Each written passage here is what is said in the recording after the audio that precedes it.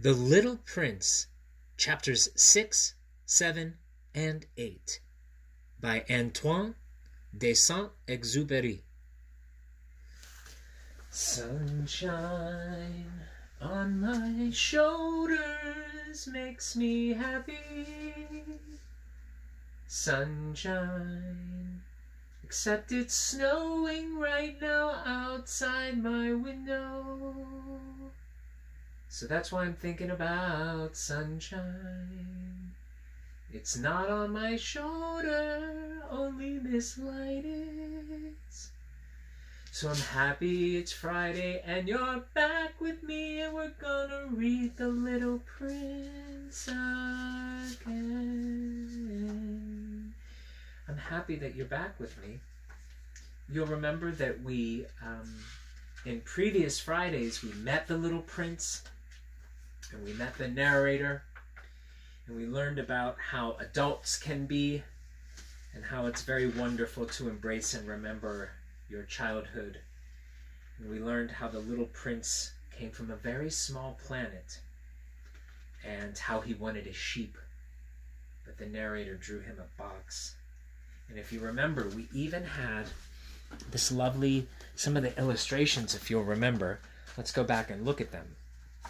So the very first illustration in the book was this beautiful one with the Little Prince being carried away by a flock of birds.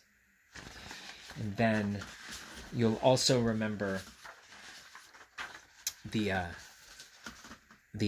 boa constrictor eating an animal, and then also the picture of the elephant inside of the boa constrictor from the outside, and of course the drawing of the elephant inside of the boa constrictor from the inside. Now, there was also this beautiful, charming rendering of the Little Prince himself.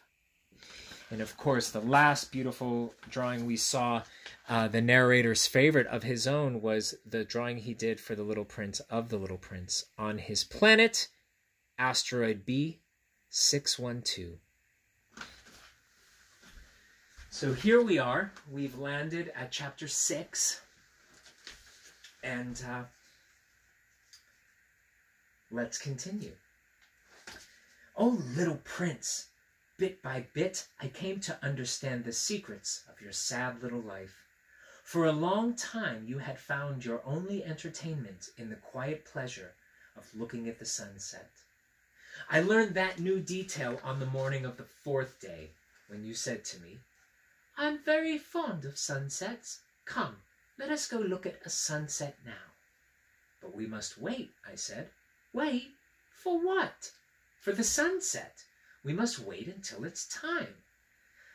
At first you seemed to be very much surprised, and then you laughed to yourself. You said to me, I am always thinking that I am at home. Just so, everybody knows that when it's noon in the United States, the sun is setting over France. If you could fly to France in 1 minute, you could go straight into the sunset right from noon.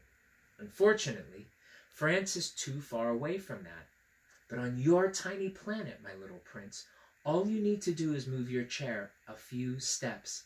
You can see the day end and the twilight falling whenever you like.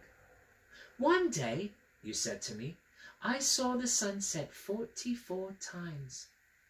And a little later you added, you know, one loves the sunset when one is so sad. Were you so sad then, I asked, on the day of the 44 sunsets?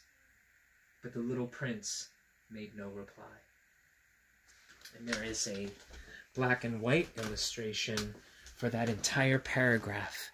We can see the Little Prince sitting on his planet, moving his chair and watching the sunset.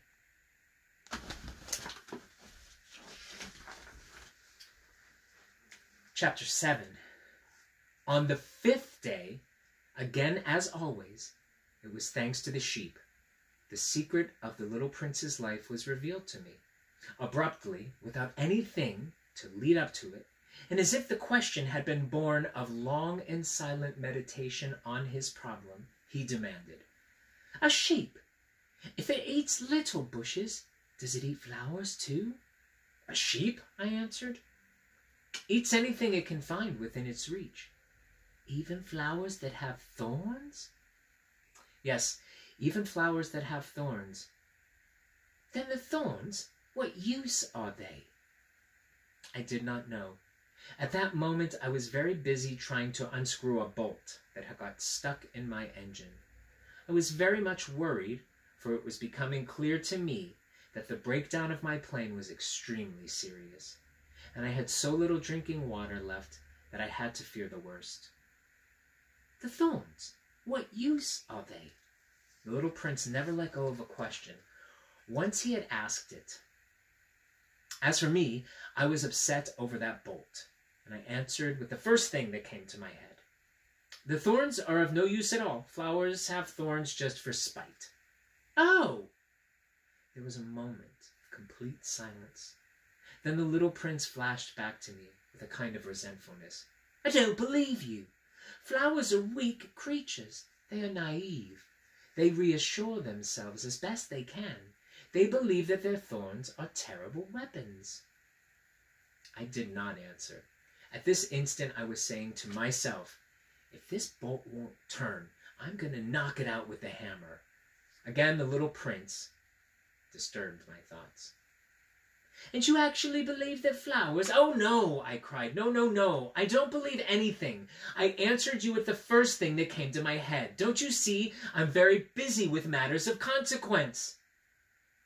He stared at me, thunderstruck.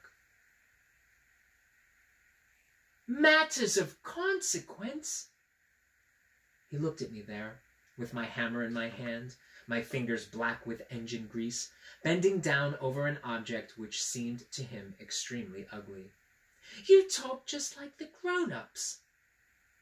And that made me feel a little ashamed, but he went on relentlessly. You mix everything up together. You confuse everything.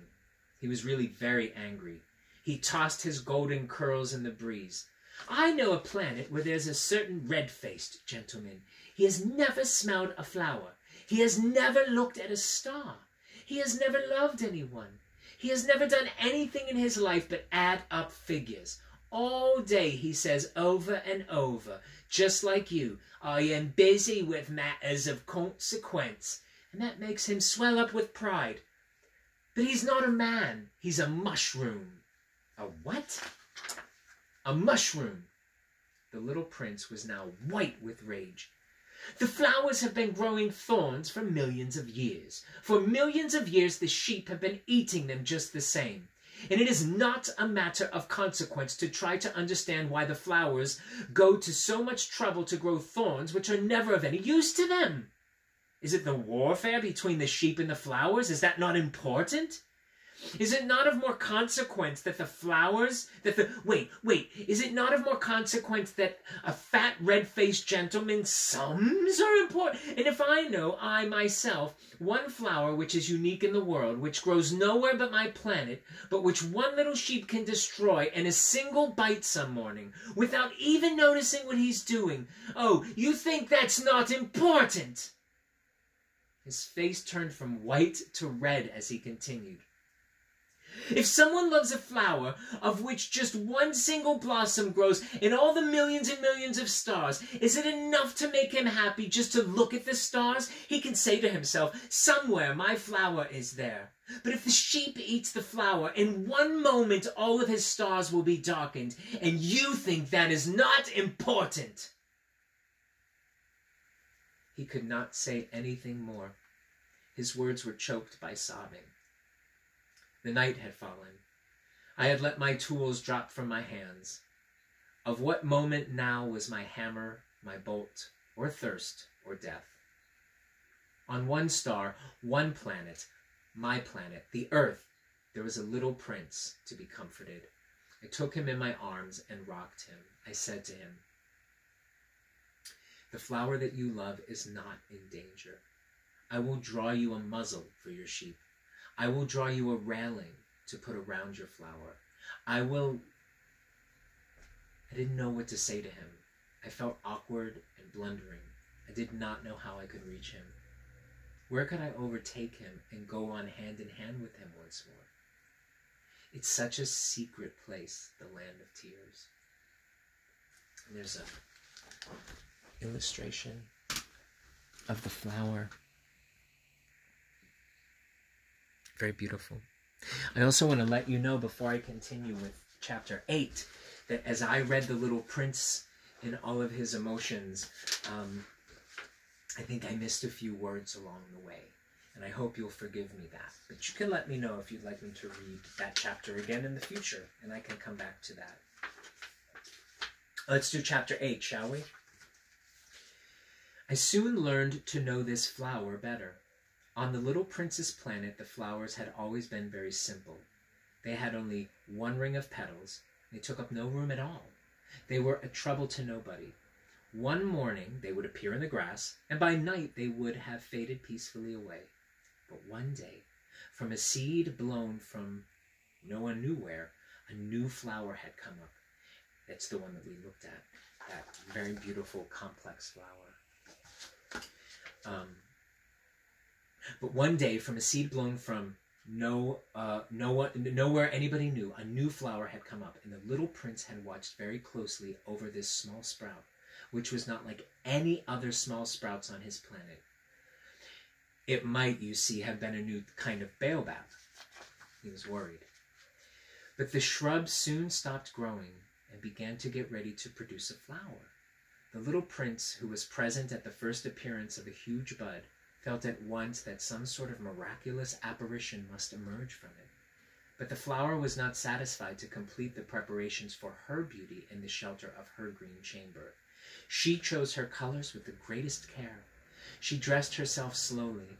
She adjusted her petals one by one. She did not wish to go out into the world all rumpled, like the field poppies.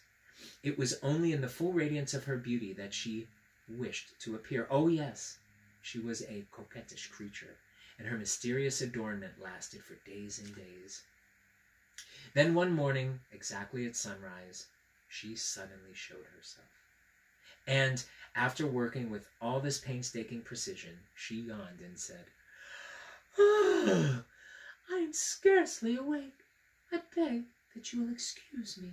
My petals are still all disarranged." But the little prince could not restrain his admiration. "Oh, how beautiful are you!" "Am I not?" the flower responded sweetly. "And I was born at the same moment as the sun." The little prince could guess easily enough that she was not any too modest, but how moving and exciting she was. "I think it's time for breakfast," she added an instant later. "If you would have the kindness to think of my needs." And the little prince, completely abashed, went to look for a sprinkling can of fresh water, so he tended to the flower. We have a beautiful... First, we start with a black and white illustration, and then we get a color illustration. I wonder what's happening down here. I'm going to sit right next to you, and we'll read the rest of this as I show you the bottom photo. So, too, she began very quickly to torment him with her vanity, which was, if the truth be known, a little difficult to deal with. One day, for instance, when she was speaking of her 4 thorns, she said to the little prince, "Let the tigers come with their claws." "There are no tigers on my planet," the little prince objected. "And anyway, tigers do not eat weeds." "I am not a weed," the flower replied sweetly. "Please excuse me. I am not at all afraid of tigers." And then she went on, "But I have a horror of drafts. I suppose you wouldn't have a screen for me?"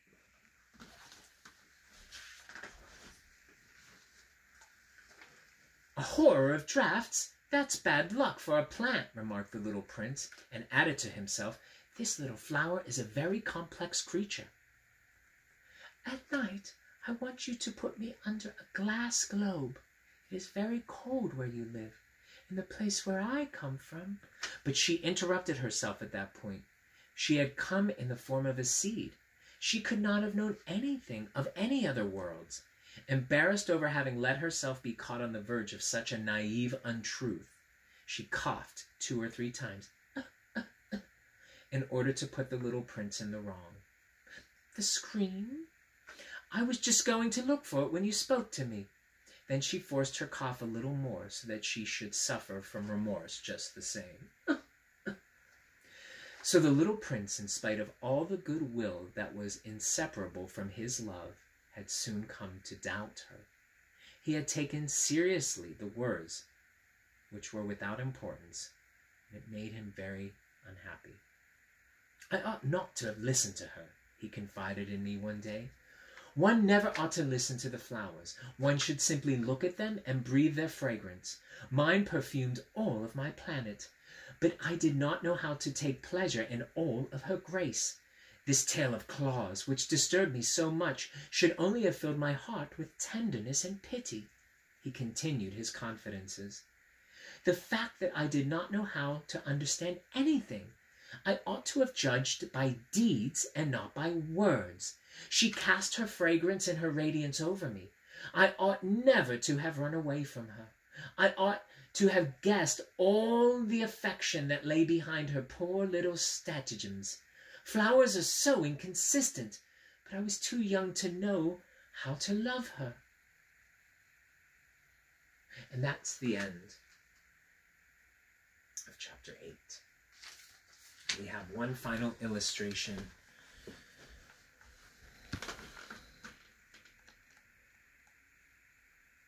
See, the little prince comes from a planet that is very small, and he's constantly worried about the baobab trees, and he's always wanted a sheep as a companion. And I think it seems to me that he might be feeling sad because perhaps he's feeling lonely if he lives on such a small planet all by himself. And along comes this beautiful flower like none other, and the flower requires a lot of attention and doesn't necessarily think of the little prince's needs. And he had become confused and perhaps a bit frustrated. I don't know. And he apparently left the planet, and now he's very worried about this flower. Very complex emotions, very similar to Gerald and Piggy, actually, in Mo Willems' books. I look forward to continuing with you next week. We'll read chapters 9, which is a very lovely chapter, 10, which is a wonderful, wonderful chapter, and we'll probably just finish 2 chapters next week. It's been lovely hanging out with you again this entire week. Have a lovely weekend, and I look forward to seeing you on Monday.